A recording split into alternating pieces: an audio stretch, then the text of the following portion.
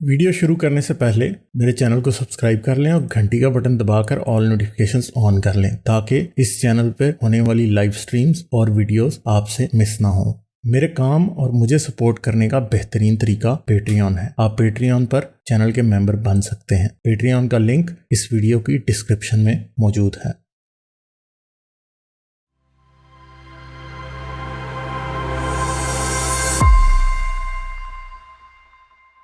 Alan फकीर, hello. Hello, हाँ sir.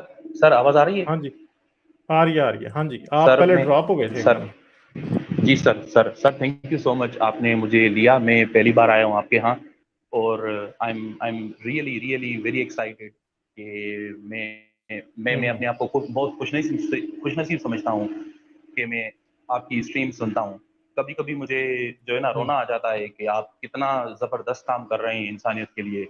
मुझे काफी अरसा हुआ है ये सारी जो है ना बकवास छोड़ते हुए, तकरीबन कोई 5-6 साल हुए हैं। लेकिन मुझे अफसोस होता है कि मैंने कितनी सारी जिंदगी जो है इस फजूलियात में लगा दी।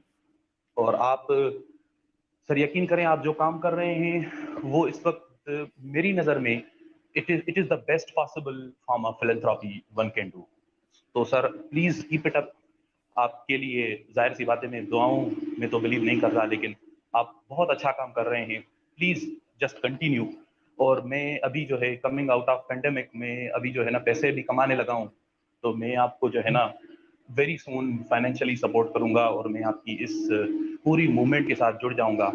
और मेरा अपना भी ज़िंदगी में सिर्फ यही जो है ना अब सबसे बड़ा मकसद बन गया है कि मैं लोगों को जो है इस हकीकत से आगाह करूं, जितना हो सके मैं लोगों को इस तरफ जो है ना उनकी तवज्जो दिलाऊं। लेकिन जाहिर सी बात है, मैं क्योंकि अभी एक ऐसे मुल्क में रहता हूं, मुसलमान मुल्क में, जहाँ पे मैं ये सारी बातें तो नहीं कर सकता। लेकिन कम से कम आप लोगों को देखकर, आपको हारिस भाई को देखकर जो है ना एक यानी यूं समझ लें कि एक उम्मीद की किरण जागी जिंदगी में, जब मैंने आप दोनों के चैनल्स पहली बार डिस्कवर किए। तो sir thank you so much. मैं आप आई एम रियली मूव्ड कि आपने मुझे आज कॉल पे लिया। खैर मैं पहली बार आया हूँ, लेकिन मैं छोटा सा टॉपिक आपके साथ डिस्कस करना चाहता हूँ। करूँ हाँ सर? जी, हाँ जी, करें। सर वो ये है कि ये जो कॉन्शियसनेस पे बात करते हैं ना टनी, मुझे बड़ा अरसा हुआ है, मैं जो है ना साइंस का फैन रहा हूँ शुरू से। तो मैं सैम हैरिस को भी सुनता आया हूँ बड़े अरसे से। तो मुझे इस टॉपिक पे जो ना मेरा जो ओपिनियन थे, मैं 100% आपके ओपिनियन से एग्री करता हूँ जो आप बताया करते हैं कि जो भी हमारा एक्सपीरियंस है वो that can only be happening because of the material we have.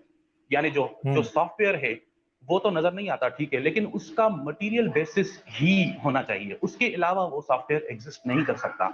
मतलब there is no software exactly. Without a computer. हाँ, तो मैं एग्जैक्टली। इस वक्त, लेकिन खैर मैं नेक्स्ट टाइम जब आऊंगा तो मैं अपनी पूरी प्रिपरेशन के साथ आऊंगा। लेकिन बिल्कुल फिलॉसफी की दुनिया में एक टॉपिक है जिसको कहते हैं हार्ड प्रॉब्लम ऑफ कॉन्शियसनेस। एक मेरे ख्याल से ऑस्ट्रेलियन फिलोसोफर हैं डेविड चॉमर्स। वो उन्होंने सैम हैरिस के साथ भी उनका एक वो है पॉडकास्ट है। तो बिल्कुल फिलोसफी की दुनिया में डेविड चॉमर्स से लेकर आज तक बड़े बड़े फिलोसोफर्स जो हैं इस बात को मान चुके हैं कि it is a big problem. मतलब ये बात समझ नहीं आती कि एक ह्यूमन ब्रेन जो कि in in sense it's a processing machine, it's just a computer, मतलब it's you know it's a processing machine. लेकिन उसके अंदर फिर एक हद तक चलते चलते मतलब ऐसा कैसे होता है कि दैट बिकम्स कॉन्शियस। मतलब how come the lights are on, ऐसा क्यों है? लेकिन none of the solutions to this problem can be found in any religious bullshit. ये हाँ, पॉसिबल नहीं एग्जैक्टली। है कि आप जो है रिलीजियस किताबों से इन क्वेश्चंस के आंसर्स निकालें। ये अगर कभी भी पॉसिबल हो सकता है आगे चलकर, भले इसमें मिलियंस ऑफ ईयर्स लग जाएं, अगर ये कभी पॉसिबल होगा भी तो वो सिर्फ और सिर्फ साइंस की वजह से होगा, साइंटिफिक प्रिंसिपल्स की बेसिस पे होगा। इवन फिलॉसफी के पास भी इसका आंसर नहीं है। हाँ, लेकिन ये है कि फिलॉसफी का ये कंट्रीब्यूशन है कि फिलॉसफी ने इस प्रॉब्लम की तरफ हमारा अटेंशन ड्रॉ किया। इतना कंट्रीब्यूशन है फिलॉसफी का। लेकिन उसके बाद we need science to do this.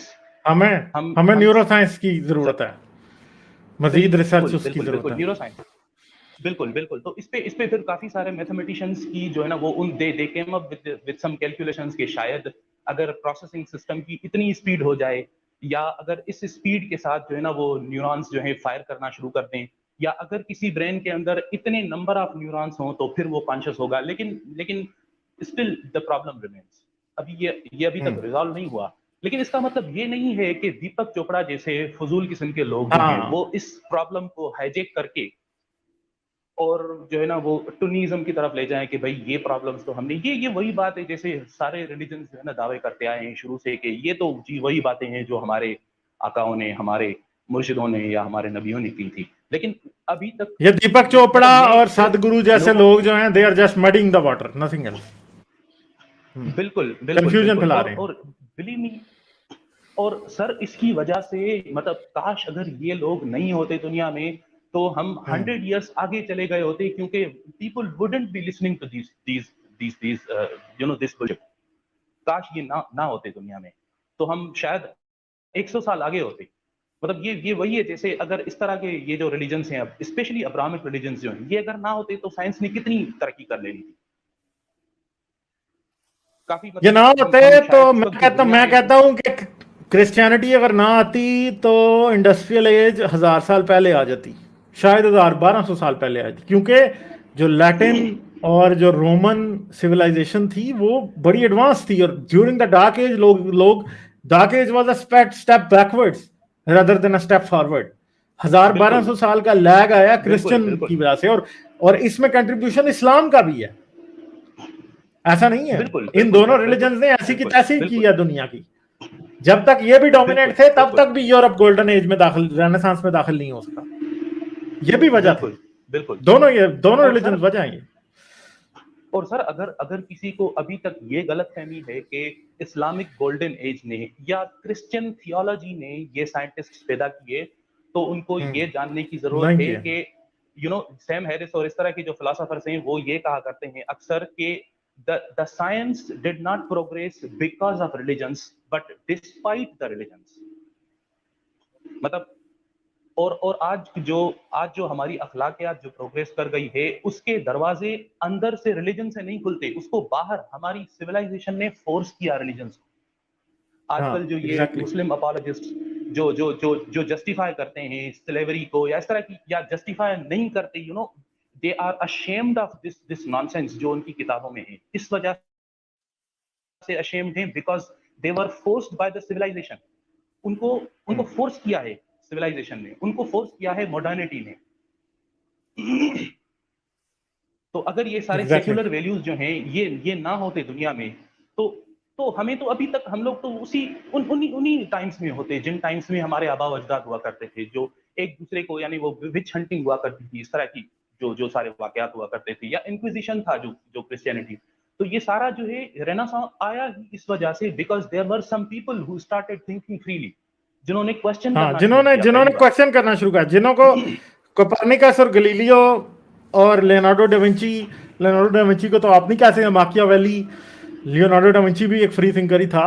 और ये लोग जो थे, ये लोग ने बहुत ज्यादा इंप्रेस किया हमारी थॉट को, मोर देन वी अंडरस्टैंड कि कितना इन्होंने हमारे ऊपर अपना निशान छोड़ा है। बिल्कुल बिल्कुल। और सर इसी वजह से आजकल जो, मतलब मैं ये तो नहीं कह रहा ये सारे के सारे जो मजालिम होते हैं इंसानों पे, वो सारे के सारे मैं रिलीजन के खाते में नहीं डालता, लेकिन आई वुड एटलीस्ट से कि कोई 70-80% of the problems would just vaporise अगर रिलीजन दुनिया से खत्म हो जाए तो। ये सारे के सारे प्रॉब्लम्स जो है उनकी जड़ रिलीजन में है, और उनका सॉल्यूशन रिलीजन के बाहर से आना है। उनका रिलीजन से बाहर से सॉल्यूशन आना है। रिलीजन कभी भी उन प्रॉब्लम्स को सॉल्व नहीं कर सकता बिकॉज रिलीजन इज स्टक। उसको मूव करना अलाउड ही नहीं है, उसकी किताबें उसको अलाउ ही नहीं करती कि वो मूव करे। एग्जैक्टली ऐसा ही है। चलें, और कोई बात आप करेंगे, मैं फिर आगे चलता हूँ, मेरे पास इतना टाइम नहीं है, तो होपफुली आप दोबारा आइएगा, जरूर बात करेंगे। ठीक है सर, मैं बिल्कुल आपके पास आया करूंगा। बस मैं यही कहूंगा कि please keep up the good work. आप बहुत शुक्रिया, आपकी मोहब्बत का बहुत शुक्रिया। और आप जैसे दोस्त जो लोग इस्लामी मुल्कों में बैठ के ये चीजें सुन रहे हैं, मेरा ख्याल है वो मुझसे ज्यादा दलेर हैं, क्योंकि इधर तो आपके ऊपर कोई ब्लास्फेमी लगा सकता है, सिर्फ उसको पता लग जाए कि आप मेरी वीडियोस देखते हैं। तो आपको सलाम है, बहुत शुक्रिया आपका, जरूर आइएगा दोबारा। ठीक है, चलें थैंक यू सर। चलें, ओके, थैंक यू, करेंगे बात, Okay, sir. Okay okay, Good luck. Bye. जाने से पहले मेरे चैनल को सब्सक्राइब कर लें और घंटी का बटन दबाकर ऑल नोटिफिकेशंस ऑन कर लें ताकि इस चैनल पर होने वाली लाइव स्ट्रीम्स और वीडियोस आपसे मिस ना हो। मेरे काम और मुझे सपोर्ट करने का बेहतरीन तरीका पेट्रियन है। आप पेट्रियन पर चैनल के मेंबर बन सकते हैं। पेट्रियन का लिंक इस वीडियो की डिस्क्रिप्शन में मौजूद है।